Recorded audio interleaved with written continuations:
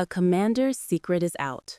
A king's paranoia has found a new target, and the weapon that could save Israel is now in the hands of the man Saul fears much.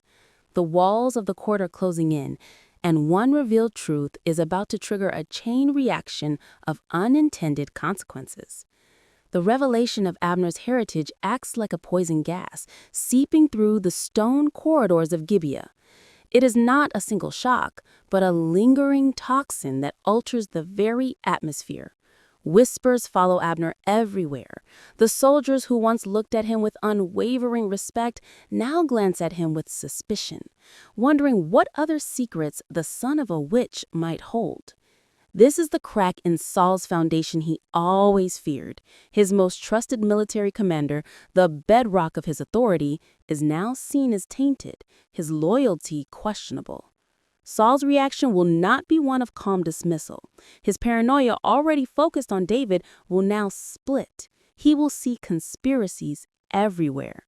He will summon Abner for a private, intense interrogation, demanding to know every detail of his past, every word his mother spoke.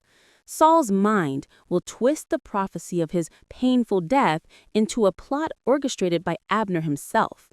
He will stop seeing a loyal general and start seeing a potential usurper, a puppet of occult forces sent to undermine him. This internal fracture at the highest level of command leaves Israel dangerously vulnerable, its leadership more concerned with internal spies than external enemies. David and Jonathan now hold the kingdom's greatest hope and their most dangerous secret, the knowledge of iron. But this knowledge is a double-edged sword. To reveal it to Saul is to hand the unstable king the very weapons that could be used to hunt David down. This creates an immense moral and strategic crisis for the two brothers in arms. They will be forced to establish their own secret forge in a hidden cave or a remote valley. With a handful of utterly loyal men, they will begin the painstaking work of putting the God of Swords knowledge into practice.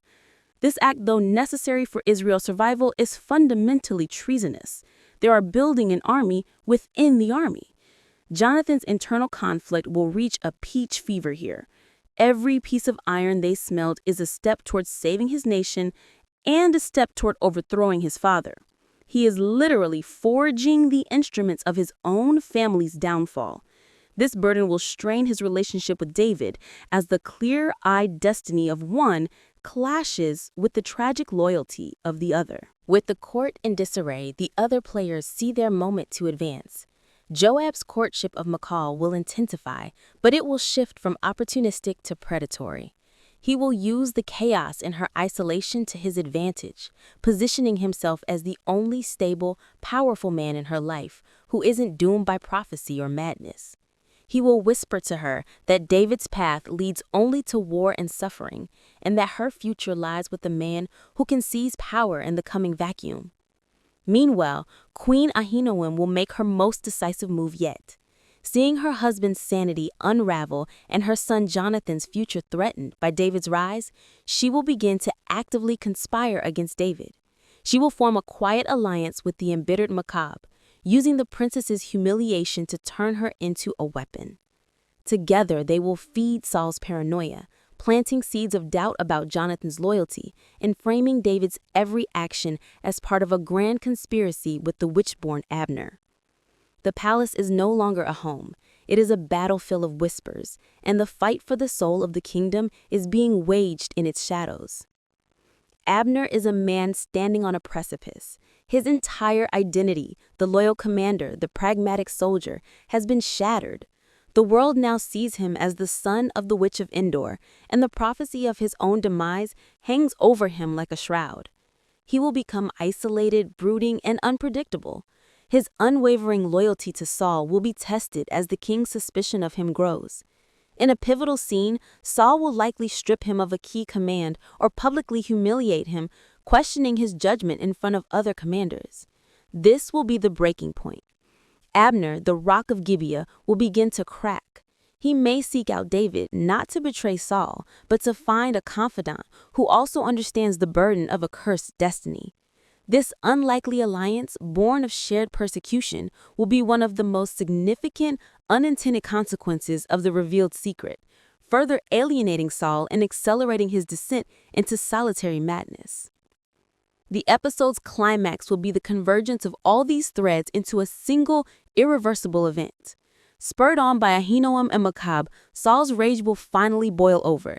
He will not move against David directly at first. Instead, in a public court session, he will accuse Abner of treasonous conspiracy, using his heritage as proof. He will order Abner imprisoned, hoping to break him and extract a false confession implicating David. This act will be Saul's greatest mistake. By turning on his most loyal commander, he will terrify the rest of his court and military. Seeing this, Jonathan will know his father is beyond reason. He will deliver an ultimatum to David. They must use their new forged iron weapons, not for Israel, but for themselves. The episode will end with David, armed with the gleaming iron sword, looking upon Gibeah from a distance. He is no longer a fugitive hiding in caves. He is the leader of a nascent rebellion, backed by the crown prince and possessing the technology to win a war. The unintended consequence of the mission to Endor was not just a secret revealed, but a king overthrown from within and a new kingdom waiting to be born from the fire.